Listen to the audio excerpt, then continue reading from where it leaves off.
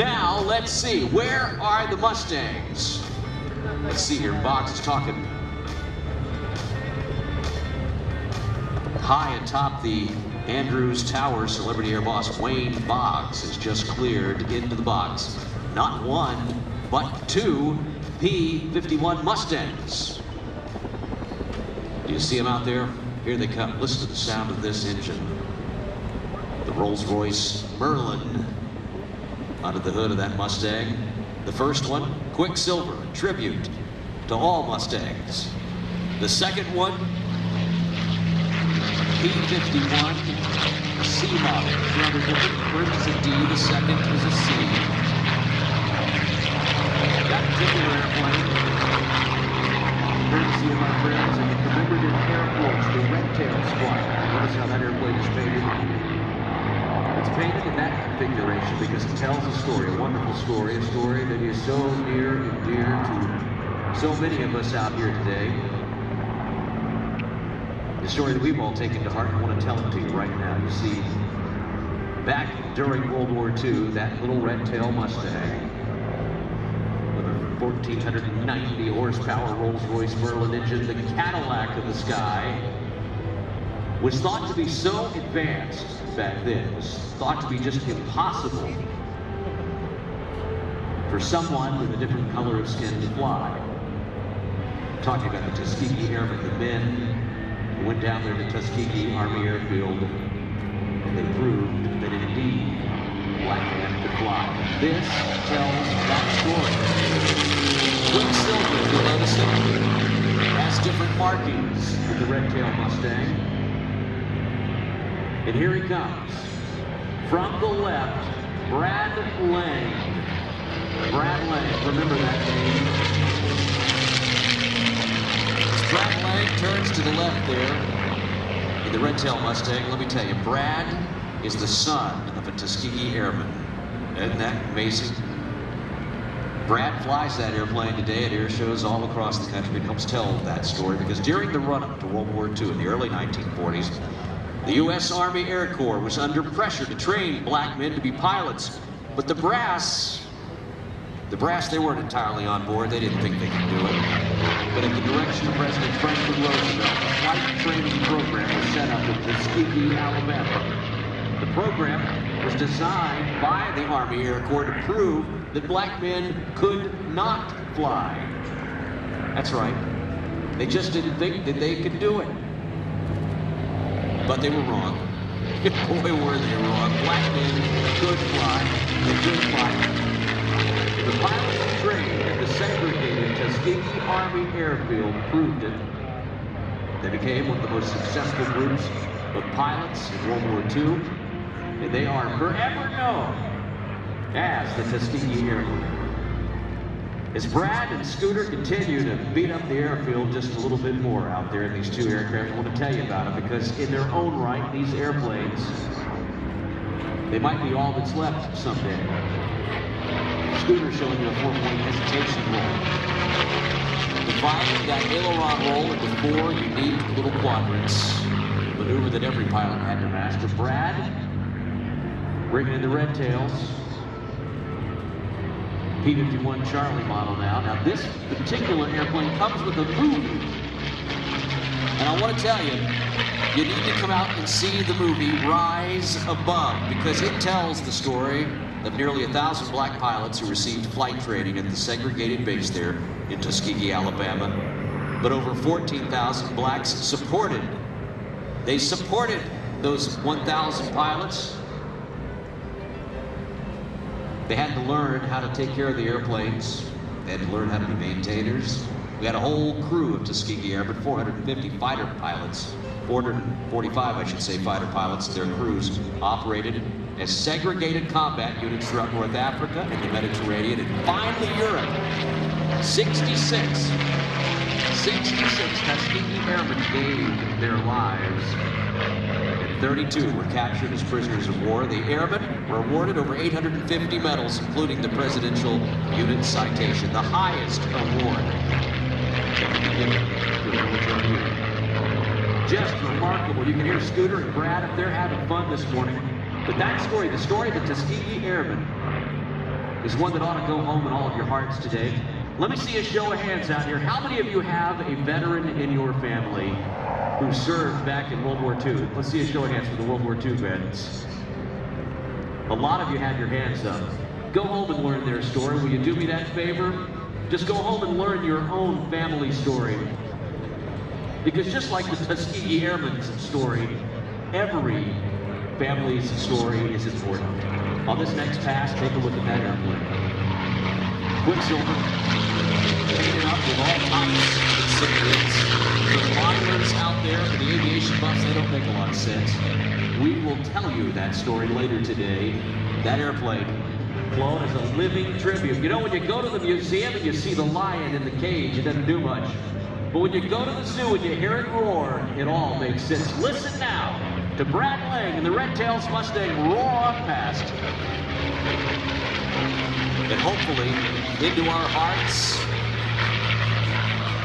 What a story those two aircraft tell.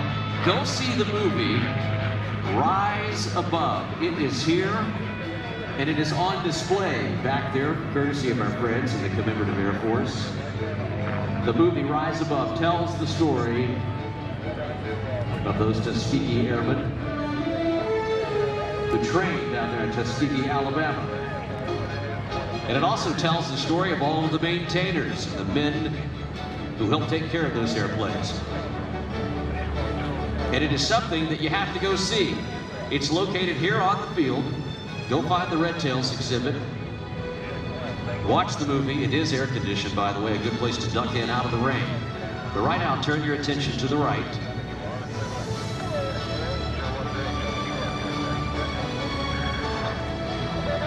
And let's watch now as the Red Tail sets up for his approach to landing.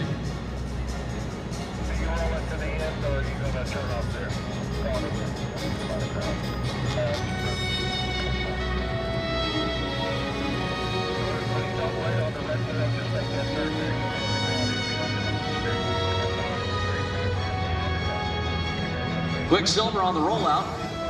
He has a whole show coming up later today, so we're not going to tell you too much about Quicksilver. We'll save it for later, but just take a look. The stars and bars, the invasion stripes, the highly polished silver veil around the propeller is important to look at. When you look into that airplane's paint, believe it or not, the black paint on that airplane has little metal flakes in it. Each tiny silver sparkle in the paint represents a veteran. It's a remarkable, remarkable story. Quicksilver Mustang. You'll have to check it out on the web. Scott does a great job. Now, Brad Lange rolling out in the Charlie model of the P-51C for the Red Tails.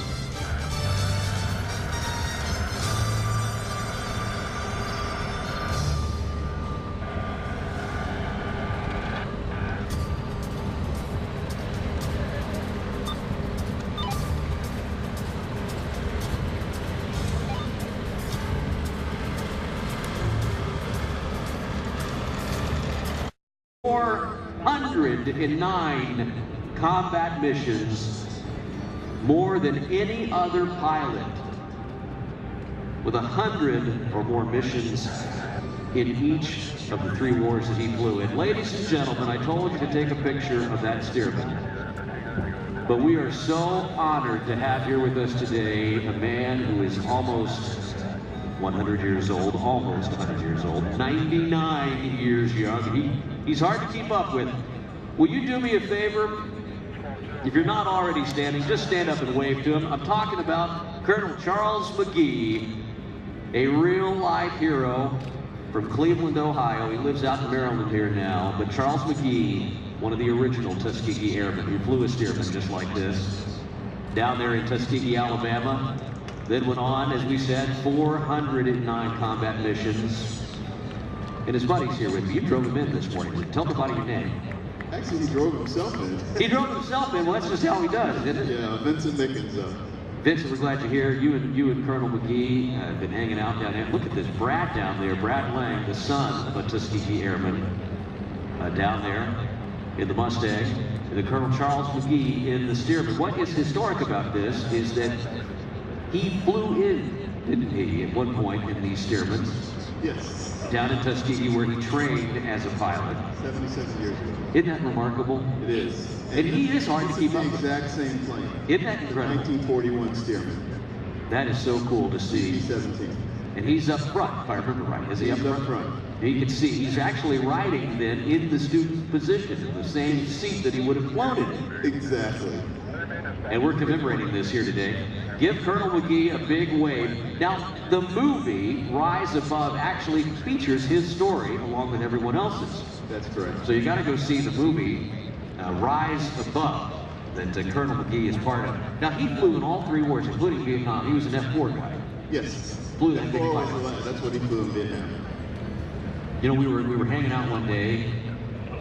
I've said it publicly, but my wife, who is active duty Air Force, was walking through the Pentagon one day. I just finished interviewing him up in Oshkosh, did a big thing on stage, and talked to him in Vegas a time or two at our other events that we do, where we host and interview these guys. And he was just sitting there on a little bench in the Pentagon, and he said, "Oh my God, Colonel McGee, how are you?" And he goes, "I drove in today to see somebody." I don't remember what he was there doing. Drove himself to the Pentagon, though. 90-something years old, Exactly. just sitting there in the hallways. Most unassuming man you'd ever meet in your life. Am I wrong about that? He's extremely humble. And think of what he's been. His accomplishments is absolutely amazing. It really I is. think that's one of the great things about him, is that he just feels that it's the service that he's done for his country, and that's what he had to do. He didn't look at it any other way. So he doesn't see himself as a hero, but we all do. Isn't that the truth? And on so many levels, right? On so many levels. Now, do you yourself fly? So you got to. I do. I've been a pilot since I was 16. And what does it mean to you to grow up knowing the story of the Tuskegee Airmen? To know that I would meet one in person and actually become friends with it was beyond my imagination. But I'm honored and I feel privileged to have had the opportunity. We stand on the shoulders of giants, don't we? You stand on the shoulders of giants. Could say that. I love it. There he is, Colonel Charles McGee, in that steerman. As you heard him say, a 1941 model steerman. He is in his element. He is. Look at that smile. You can see it from back here. It looks like the Cheshire Cat in front of me right now.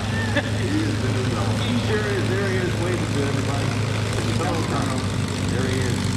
Colonel Charles McGee, ladies and gentlemen. Brad Lange back there.